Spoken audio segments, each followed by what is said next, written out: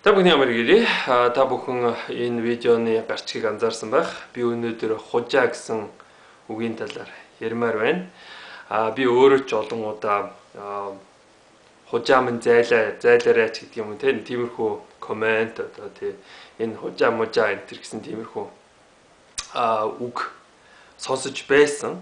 Тэгэхээр энэ хужаа гэсэн үг ер нь ямар утгатай үг юм бэ? Яагаад монголчууд энэ өмнөд хөршөө хужаа гэж дуудаад байдаг юм бэ гэсэн талаар би нэг тийм эргцүүлэл яриа өрнүүлмээр байна.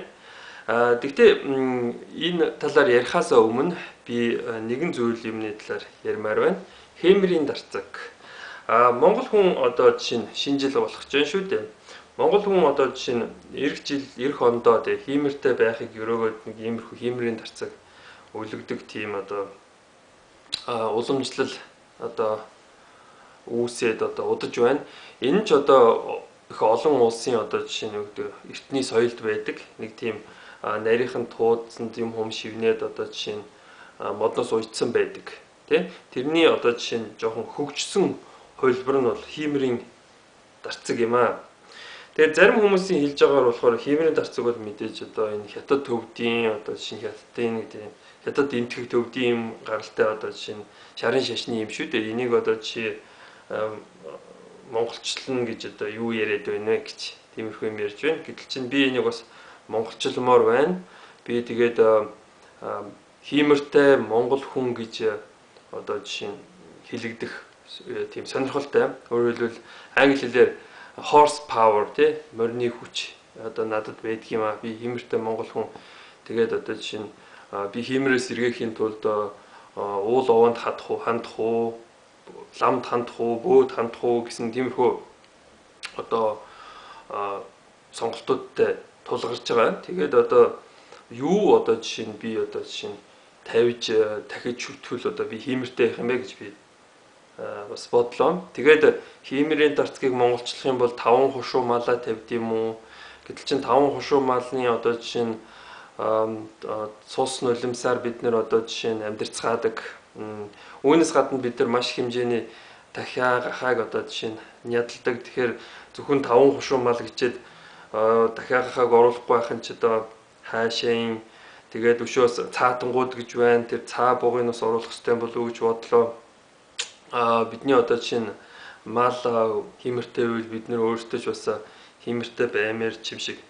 Дөрвөн хүчтний хувьд болохоор одоо жишээ нь мэдээж хан гард буюу одоо Монгол, хятад буюу луу, бар буюу одоо энэ солон бараг одоо жишээ нь солонгос мэтийн улс тэгээд энэ цагаан арслан буюу одоо төвд орон энэ одоо улсууд одоо жишээ нь хоорондоо эвтэй байгаад одоо хиймэртэй байвал одоо бүх юм болно гэж одоо энэ бэлэгдээд л да. Гэтэл чинь тэр улс орны одоо шинэ хятад сайхан явах одоо энэ төвд тэр солонгосуудад амьдрал сайхан байх бол бидэнд нэг их одоо жишээ нь хамаатай гэж хэлэхэд хэцүү байна. Ер нь бол одоо жишээ нь эрэгтэй хүмүүс одоо жишээ нь энэ хиймрийн дарцгийг бол одоо уул овоон дээр өрх гэрийн эрг жилдээ өрх гэрмэн сайн байгаасай л гэж хүсэж одоо жишээ нь одоо хаддаг шүү дээ тийм үү. Гэтэл чинь одоо жишээ нь үхэл хагцал гэдгийг одоо хиймрийн дарцгаар дарчин гэж бол байхгүй.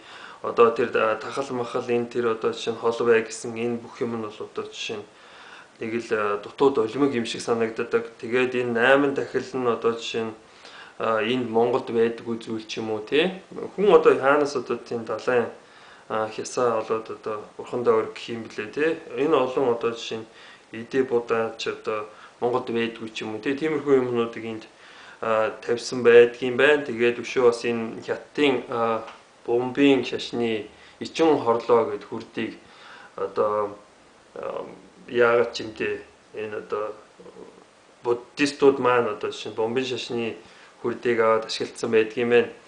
Хүнээс асуухнаа ер нь залхуу штэ юу ч хийдгүү тэгээд урдаас ирсэн одоо жишээ нь янз бүрийн юмыг л одоо зарж борлуулаад сууцгааж идэг шүү дээ гэж. Тэгэхээр ямар асуудал байна вэ гэхээр одоо жишээ нь хэрвээ та бие засах гэж байгаа бол зан зан авираа засдаг ч юм уу, сэтгэлээ засдаг ч юм уу тий. Эсвэл бүр одоо сүлдээ засны дараа л одоо жишээ нь бие бүрэн засах боломжтой юм болов уу гэж би хувьдаа боддیں۔ За тий. Хужаа гэдэг үгний талаар ярья. Тэгээд энэ хужаа гэдэг үг маань одоо их буруу юм. Би нүгийн талаар одоо жишээ нь бараг 9 жилийн өмнө Mon Studnet баха тийм форум дээр ярьж исэн. Тухайн үед одоо жишээ нь энэ үг шинэ байсан юм уу? Ямар ч учиртай байсан. Бид нэр одоо яагаад энэ хятадуудыг хужааг дуудаад байгаа юм бэ гэж хэнийг нь асуусан байсан. За тэгээд тэнд нэг тийм христийн шашинтай Шакур гэдэг нэг тийм Mon Studnet-ийн хэрэглэгч байсан. Тэр одоо жишээ нь их л юм мэддэг хүн болоод одоо хужаа гэдэг үг чинь болохоор тийм цагаач гэсэн үг тий. Хууцяо хууцяа ч юм уу тиймэрхүү үгнээс гарсан. Тэгээд тэрнээс нь болоод одоо жишээ бид нэр одоо жишээ нь хятадуудыг хужаа гэдэг дуудаад байгаа маа хууцяа гэдэг үгнээс гарсан. Гэтэл чинь одоо юм хөгжөөд одоо жишээ нь Google Translate гэдэг юм бий болсон байна. Тэгээд тэр Google Translate дээр чинь одоо жишээ нь цагаач гэдэг үгийг тавиад хятад хэлний орчуулга гэхээр чинь йимин гэж байна. Йимин. Цагаач гэдэг үгийг англи хэлэн дээр immigrant гэдэг. Тэгэхээр immigrant гэдэг үгийг тавихаар бас л йимин гэж. Тэгэхээр тэр хууцаа гэдэг үгнээс гарсан гэдэг нь бол худлаа болох нэ. Тухайн үед болохоор би нөгөө нэг үгийг дундуур нь таслах тийм одоо юутэй нэг тийм зантай.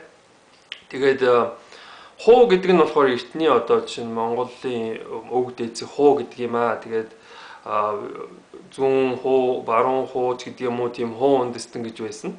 Тэгээд жаа гэдэг чинь болохоор одоо жишээ нь тийм ээ одоо за буюу жаа юм аа одоо тийм гэсэн үг. Тэгэхээр чин хужаа гэхээр одоо хуугийн одоо жишээ нь хуу тийм ээ ч юм уу хуу боолч гэсэн юм тиймэрхүү үг байж магадгүй гэсэн юм одоо жишээ нь форум дээр бичсэн байсан. Тэгсэл чинь л одоо жишээ нь тэр Шакурга чи чинь одоо жишээ нь юм мэддэг хүн юм гэсэн чинь л одоо хамаагүй юм жалчиж явдаг хүн байх шүү дээ гэсэн тиймэрхүү комент хариу бичиж байсан л да.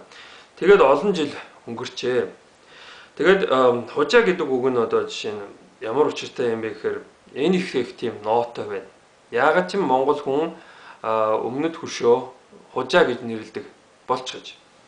Тэгээд хужаа гэдэг үг одоо бидний ойр төрөл одоо жишээ нь казак, орос, татар хэлэнд байна. Өөрөөр хэлбэл манай тэр эртний хөршөөдөд хужаа гэсэн үг байна. Жишээ нь татар хэлэнд шууд хужаа гэсэн үг байна л да. За би нэг Тэгвэл татар хэлэнд болохоор хоо жаа гэсэн үг. Хужаа гэсэн тийм үг байна л да. Энэ үгийг орос хэлнээр орчуулахад хоо за энэ буюу хозаин буюу эзэн гэсэн үг болд юм байна. Хозаин хозайка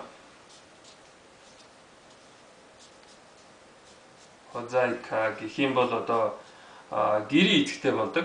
Хозаин гэх юм бол гэрийн эзэн болдог. Тэгэхээр энэ үгийн үндэс нь болохоор хозаа болж тарлаа. Одоо татар хэлэнд хужаа гэдэг үг маань болоо гэрийн эзэн гэсэн үг байна л да. Тэгээ казак хэлэнд одоо энэ үг яаж өөрчлөгдөх юм болохоор